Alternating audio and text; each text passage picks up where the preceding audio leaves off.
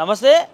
ఇవాళ బీసీలకు హైకోర్టులో ఒక షాక్ ఇచ్చిందని చెప్పుకోవచ్చు. ఏదైతే జీవో నెంబర్ 9 పైన స్టే ఇవ్వడం జరిగింది. స్థానిక సంస్థలు దాదాపు 4 వారాల పాటు వాయిదా వేసే అవకాశం ఉన్నట్టుగా తెలుస్తోంది. ఇదే అంశంపైన మనతో మాట్లాడేందుకు శుభప్రత్ పటేల్ అని ఉన్నారు. మాట్లాడే ప్రయత్నం చేద్దాం. ఎట్లా చూస్తారన్న ఈ హైకోర్టు ఇచ్చినటువంటి స్టే? ఈరోజు చాలా బాధాకరం. ముందుగా బీసీ సమాజం అంతా కూడా ఈరోజు కాంగ్రెస్ పార్టీ చెప్పినటువంటి హామీలకు మోసపోయి ఓట్లేసి గద్దెనెక్కించిన తర్వాత కామారెడ్డి డిక్లరేషన్లో మొదటి అంశమైనటువంటి 42% స్థానిక సంస్థల్లో బీసీలకు రిజర్వేషన్ కల్పిస్తామని చెప్పేసి ఈ 22 నెలల కాలంగా ఒకటి తర్వాత ఒకటి ముందుగా చట్టాలు తీసుకొచ్చిర్రు. ఆ చట్టాలకు బిల్లులకు బీఆర్ఎస్ పార్టీ పూర్తి సంపూర్ణ మద్దతు ఇచ్చింది. ఆ చట్టాలను రాజ్యాంగ రక్షణ అంటే ప్రెసిడెంట్ దగ్గర పెండింగ్ ఉన్నది. అక్కడ ఎలాంటి ప్రయత్నం చేయలేరు. ఢిల్లీ వేదికగా జరగాల్సినటువంటి ప్రయత్నం కాంగ్రెస్ పార్టీ కాంగ్రెస్ ప్రభుత్వం చేయలేదు. ఈడ తెలంగాణ అసెంబ్లీలో మద్దతు ఇచ్చినటువంటి పక్షాలన్నీ కూడా అఖిలపక్షంగా తీసుకుపోతామని గతంలో చెప్పి తర్వాత అన్ని పార్టీలను పక్కకు పెట్టి వాళ్ళు మైలేజ్ గేమ్ ఆడినరు. కాబట్టి అక్కడ రాష్ట్రపతి దగ్గర అక్కడనే పెండింగ్ ఉన్నాయి. తర్వాత మళ్ళీ ఆర్డినెన్స్ తీసుకొని వచ్చిర్రు. ఆర్డినెన్స్ తీసుకొని వస్తే అది గవర్నర్ ఆమోదం పొందలేదు, అది అక్కడనే పెండింగ్లో ఉంది. తర్వాత మళ్ళా ఆగస్టు నెలలో మళ్ళా చట్టం చేస్తామని చెప్పేసి అసెంబ్లీలో బిల్లులు పెడితే మళ్ళీ కూడా బీఆర్ఎస్ పార్టీ మద్దతు ఇచ్చింది. అయినప్పటికీ అవి దానికి ఆమోదం పొందలేదు. ఆ బిల్లులకు గవర్నర్ ఆమోదం రాలేదు. కాబట్టి కొంత వేచి చూడాల్సినటువంటి ధోరణి ఉండే. ఎందుకంటే సుప్రీంకోర్టు రీసెంట్గా చెప్పింది ఏంటంటే 90 రోజులు గవర్నర్ దగ్గర పెండింగ్ ఉంటే ఆమోదం పొందినట్టుగానే భావించాలని చెప్పేసి సుప్రీంకోర్టు స్పష్టంగా చెప్పింది. అయినప్పటికీ ఆగకుండా అక్కడ బీహార్ ఎన్నికల నోటిఫికేషన్ వస్తుంది. కాబట్టి బీహార్ ఎన్నికల్లో బీసీల ఓట్లు కొల్లగొట్టాలి, తెలంగాణలో మేము రాజ్యాధికారం బీసీలను మోసం చేసి సాధించినాం. కాబట్టి అక్కడ బీహార్లో కూడా మళ్ళీ తెలంగాణలో మేము 42% ఇచ్చినాం, మీరు కూడా బీహార్లో ఓట్లేస్తే మేము మళ్ళీ మీకు కూడా బీసీలకు రిజర్వేషన్ పెంచుతామని చెప్పాలనే ఉద్దేశంతో ఇక్కడ జీవో ఇచ్చారు. ఆ జీవోకు శాంక్టిటీ లేదు, లీగాలిటీ లేదు, దానికి ఒక కాన్స్టిట్యూషనల్ బ్యాకింగ్ లేదు అని చెప్పేసి గతం నుండి కూడా బీసీ మేధావులంతా చెప్పిండ్రు. బీఆర్ఎస్ పార్టీ చెప్పింది, మేమందరం కూడా చెప్పినా కానీ వినకుండా కోర్టులో కేసు ఉన్నప్పటికీ నోటిఫికేషన్ ఇచ్చారు.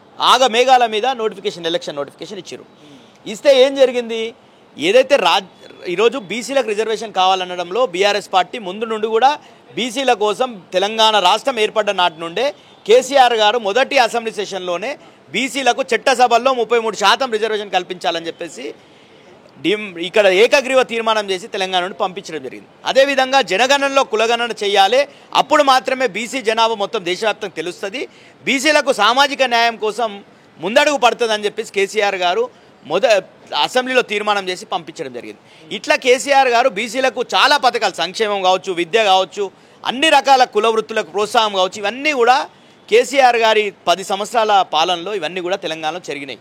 కానీ రేవంత్ రెడ్డి గారు రాజకీయ రిజర్వేషన్లు ఇస్తా అన్నాడు. ఆ కామారెడ్డి డిక్లరేషన్లో ఒక్క రిజర్వేషన్ అంశం కాదు, 60 అంశాలు ఉన్నాయి. దాంట్లో బీసీలకు మహాత్మా జ్యోతిబా పూలే పేరు మీద సప్లాన్ తీసుకుని వస్తామన్నారు. ఆ సప్లాన్ తీసుకురాలేరు. 20,000 కోట్లు ప్రతి సంవత్సరం కేటాయిస్తామన్నారు, అది కేటాయించలేరు. ఎంబీసీలకు మంత్రిత్వ శాఖ ఏర్పాటు చేస్తామన్నారు, అది చేయలేరు. ఇట్లా ప్రతి జిల్లా కేంద్రంలో 50 లక్షలతోని మొత్తం కూడా ఒక ఇంటిగ్రేటెడ్ భవనం ఏర్పాటు చేస్తామన్నారు, అది ఎక్కడ చేయలేరు.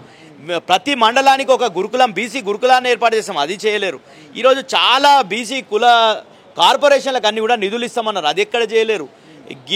గీత కార్మికులకు ప్రతి గ్రామంలో 5 ఎకరాలు కేటాయిస్తామన్నారు, అది చేయలేరు. గౌడన్నలకు గతంలో కేసీఆర్ గారు 15% వయసులో రిజర్వేషన్లు ఇస్తే మేము 25% ఇస్తామన్నారు, అది చేయలేరు. ముద్రాజులకు బీసీ డి నుండి ఏ గ్రూప్లో కేటగిరీ చేస్తామన్నారు, అది చేయలేరు. ఇట్లా చెప్పుకుంటూ పోతే 60 అంశాల్లో ఒక్క అంశం కూడా చేయలేరు. చిరు వ్యాపారులకు, బీసీ చిరు వ్యాపారులకు పూచికత లేని వడ్డీ లేని 10 లక్షల రుణం ఇస్తామన్నారు, అది చేయలేరు. ఇవన్నీ కూడా ఈ 59 అంశాలకు ఎక్కడ కూడా ఏ కోట్ల అడ్డు రావు, ఏ చట్టాలు అడ్డు రావు, ఏ రాజ్యాంగం అడ్డు రావు. ఈ అంశాలన్నీ కూడా పక్కకి ఎట్టేసి మూలకు పెట్టి కేవలం రిజర్వేషన్ల నాటకం ఆడుతుంది. అది కూడా చట్టబద్ధంగా రిజర్వేషన్ రావాలంటే రాజ్యాంగ సవరణ చేయాలి. తమిళనాడు తరహాలో మీరు 9th షెడ్యూల్లో పెట్టియండి అని బీఆర్ఎస్ పార్టీ నెత్తి నోరు మొత్తుకున్నది. అసెంబ్లీ సాక్షిగా మొత్తుకుంది, మీడియా వేదికలుగా మొత్తుకున్నాం. మేమందరం చెప్పినా కానీ అది నక్కుపోవడం.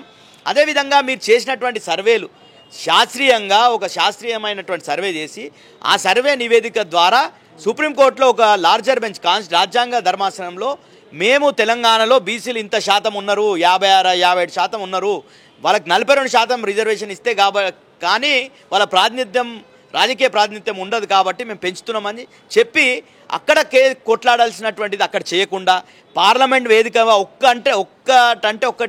ఒక మాట మాట్లాడలేదు, ఒకరోజు డిమాండ్ చేయలే పార్లమెంట్లో. ఈరోజు చేయాల్సినటువంటి 8 ఎంపీలు తెలంగాణ వీళ్ళు ఉన్నారు, 8 మంది బీజేపీ వాళ్ళు ఉన్నారు, వీళ్ళు ఒక్కరోజు దాని మీద మాట్లాడలేరు. మేము అదే చెప్తున్నాం. మేము ఎప్పుడు కూడా చెప్పిన ఏంటంటే ఒకవేళ మీకు ప్రధానమంత్రి మీకు మద్దతు లేకుండా రాష్ట్రపతి ఆమోదం పొందకుంటే పార్లమెంట్ వేదికగా మీ ప్రయత్నం ఏది? మీరు ధర్నా చేసి డ్రామాలు చేశారు కదా కాంగ్రెస్ పార్టీ తరఫున ఢిల్లీలో పోయి ధర్నా చేస్తే మీ రాహుల్ గాంధీ ఎందుకు రాలేడు, మీ అదేవిధంగా ఖర్గే గారు ఎందుకు రాలేరు, సోనియా గాంధీ ఎందుకు రాలేదు? వీళ్ళందరూ రాకుండా తమాషాలు చేసి ప్రభుత్వ పైసలన్నీ కూడా ఖర్చు పెట్టి మొత్తం కూడా తమాషాలు డ్రామాలు చేస్తున్నారు. వీళ్ళ డ్రామాలన్నిటి కూడా ఈరోజు ఎట్లుందంటే ఆపరేషన్ సక్సెస్ లేక పేషెంట్ డెడ్ లేక ఉన్నది పరిస్థితి. ఎందుకంటే మొత్తం కూడా మేము ఏదో చేసినాం, మేము చాలా ప్రయత్నాలు చేసినాం, చట్టాలు తెచ్చినాం, తర్వాత ఆర్డినెన్స్ తెచ్చినాం, అదేవిధంగా మళ్ళీ జీవోలు తెచ్చినాం, ఇవన్నీ కూడా చెప్పి ఆఖరికి హైకోర్టులో వాదనలు, సుప్రీంకోర్టు వాదనలకు మంత్రులు పోయి ఆడ ఉండడం, ఇవన్నీ చేసి ఈరోజు లాస్ట్కి ఏమైంది, ఆ జీవో మీద ఎలక్షన్లు చేయలేరని నిలుపుదల చేయడం జరిగింది కోర్టు. కాబట్టి ఇప్పటికన్నా మీకు ఒక 4 వారాలు ప్లస్ 2 వారాలు పిటిషనర్లకు మొత్తం 6 వారాల గడువు ఉన్నది. 6 వారాల్లో మేము కాంగ్రెస్ పార్టీని, ముఖ్యమంత్రి రేవంత్ రెడ్డి గారిని డిమాండ్ చేస్తున్నాం. నువ్వు 6 వారాల్లో 59 మిగతా అంశాలు ఉన్నాయి కదా, నీ మంత్రివర్గంలో 42% బీసీలకు రిజర్వేషన్ కేటాయించు. అదేవిధంగా బీసీలకు కాంట్రాక్టులలో 42% కేటాయించు. అదేవిధంగా ఎంబీసీలకు మంత్రిత్వ శాఖ ఏర్పాటు చేయి. నువ్వు 20,000 కోట్లు పెడతాన్నావు కదా, అది కేటాయించు. బీసీల సప్లాన్ తీసుకొని రా. ప్రతి కులాలకు కార్పొరేషన్లకు నిధులు ఇస్తా అన్నావు కదా, ఆ నిధులు ఇవ్వు. చిరు వ్యాపారాలకు పూచికత లేని వడ్డీ లేని రుణాలు ఇస్తా అన్నావు కదా, అవి ఇవ్వు. ఈ నెల కాలం నీకుంది, ఇవన్నీ నెరవేర్చు. ఇవన్నీ నెరవేరిస్తే నిజంగానే మీకు బీసీల పైన చిత్తశుద్ధి అందని మేము అనుకుంటాం. ఈ తీర్పు తర్వాత కొంతమంది మంత్రులు వాకటి శ్రీహరి కావచ్చు, లేకపోతే జూపల్లి కావచ్చు, అక్కడ మాట్లాడుతూ బీసీల నోట్ కార్డు ముద్ద గుంజుకున్నారు అన్నట్టుగా మళ్ళీ వాళ్ళే స్టేట్మెంట్లు ఇస్తున్నారు. అంటే ఇక్కడ ఎవరు గుంజుకుంటున్నారు అనుకోవచ్చు? ఈరోజు వాస్తవానికి ముద్ద లేదు, ఏం లేదు. అది ముద్ద లేదు. ముద్దుంటే గుంజుకునేటటువంటి అవకాశం కోర్టుకి ఊట లేకుంటుండే. గప్పకుమని బీసీలు వేసుకొనికే రెడీగా ఉన్నారు రిజర్వేషన్ ఇస్తే. ఆ రిజర్వేషన్లలో ఏం లేదు. అది చనిపోయిన పేషెంట్ని డాక్టర్ల దగ్గరికి, పెద్ద డాక్టర్ల దగ్గర తీసుకపోతే ఏమవుతుంది? పేషెంట్ చనిపోయి ఉన్నాడు ఆల్రెడీ. ఆ జీవోలో జీవసత్వాలు లేవు. ఆ జీవసత్వాలు లేనటువంటి జీవోని తీసుకొని వచ్చి, ప్రాణం లేనటువంటి జీవో, దానికి ఒక శాంక్టిటీ లేనటువంటి జీవో, ఆ జీవోని తీసుకొని వచ్చి దాని మీద కోర్టులలో పెద్ద న్యాయవాదులను తెస్తాం. మేము మంత్రులంతా కూడా కోర్టుకి పరేడ్ చేస్తాం. ఇవన్నీ కాదు చేయాల్సింది. నువ్వు తెచ్చేటటువంటి జీవోలో అసలు శాంక్టిటీ ఉండాలి. నువ్వు చట్టబద్ధంగా ఒక రాజ్యాంగబద్ధమైనటువంటి రిజర్వేషన్లు ఇవ్వని చెప్తున్నాం. అది చేయకుండా మీరు డ్రామాలు ఎన్ని ఆడినా బీసీ సమాజం అంతా గమనిస్తుంది, బీసీ మేధావులంతా గమనిస్తున్నారు. అందరు తప్పకుండా మీకు కర్రు కాల్చి వాత పెట్టే రోజులు తొందరలోనే ఉన్నాయి. బీసీలకు సంబంధించి బీఆర్ఎస్ పార్టీ ఎందుకు ఇంప్లీడ్ అవ్వలేదన్నట్టుగా క్వశ్చన్ కూడా వినిపిస్తుంది. సార్, విషయం ఏంటంటే ఈరోజు అదేదైతే బీసీలకు రిజర్వేషన్ పెంచడానికి ఏదైతే భూసాని వెంకటేశ్వర్లు గారి కమిషన్ రిపోర్ట్ అంటారు కదా, ఆ రిపోర్ట్ మా దగ్గర లేనే లేదు. ఆ రిపోర్ట్ని నువ్వు పబ్లిక్ డొమైన్లో పెట్టనే లేదు. ఇంకో విషయం ఏంటంటే వ్యతిరేకించేటే వాళ్ళు పిటిషనర్లు వ్యతిరేకించారు. ఈరోజు అనుకూలంగా ప్రభుత్వం కొట్లాడుతుంది. ప్రభుత్వం దగ్గర మొత్తం డేటా ఉంది, యంత్రాంగం ఉంది, అంత ఉంది. కొట్లాడాల్సినటువంటి మిమ్మల్ని మీరు మిగతా ఇంప్లీడ్ పిటిషన్లు ఈరోజు ఏమైనా మాట్లాడిరా? స్టే ఇచ్చే ముందు వాళ్ళు వినమని చెప్పారు. కోర్టు స్పష్టంగా చెప్పింది, నిన్ననే చెప్పింది, మేము ఇంప్లీడింగ్ పిటిషన్స్ కావచ్చు 2 సైడ్ల ఇంప్లీడ్ అయినటువంటి వాళ్ళది మొత్తం కూడా ఫైనల్ హియరింగ్లో వింటామని చెప్పారు. తప్ప ఇప్పుడు స్టే చేయడానికి ఎవరి వాదనలు వినలే. ఆర్ కృష్ణ గారు ఇంప్లీడ్ అయినారు, వాళ్ళది వినలే. జాజుల శ్రీనివాస్ గౌడ్ ఇంప్లీడ్ అయిన వాళ్ళది వినలేదు. ఎవరిది వినకుండానే ప్రభుత్వ వాదనలు కరెక్ట్గా లేవు. ప్రభుత్వము కోర్టుని ఒప్పించలేకపోయింది కాబట్టే ఈరోజు స్టే వచ్చింది. కాబట్టి ఇప్పటికన్నా ఇంకా మోసాలు చేయకండి. బీఆర్ఎస్ పార్టీ బీసీలకు ఏం చేసిందో అందరు కూడా తెలుసు. గతంలో కేసీఆర్ గారు 396 జీవో తెస్తే మీ పార్టీ తరఫున పనిచేస్తున్నటువంటి గోపాల్ రెడ్డి గారు, స్వప్నారెడ్డి గారు కోర్టుకు పోయి అడ్డు చేసినటువంటి పరిస్థితి మాకు తెలుసు. మీకు అందుకే చెప్పినాం, మీకు 140 ఏళ్ల చరిత్ర ఉన్న కాంగ్రెస్ పార్టీకి మీకు జీవోలు తెలియనట్టు, చట్టం తెలియనట్టు, రాజ్యాంగం తెలియనట్టు, సుప్రీంకోర్టు జడ్జిమెంట్లు తెలియనట్టుగా ప్రవర్తిస్తున్నారు. ఇది భావ్యం కాదు. ప్రజలందరూ గమనిస్తారు.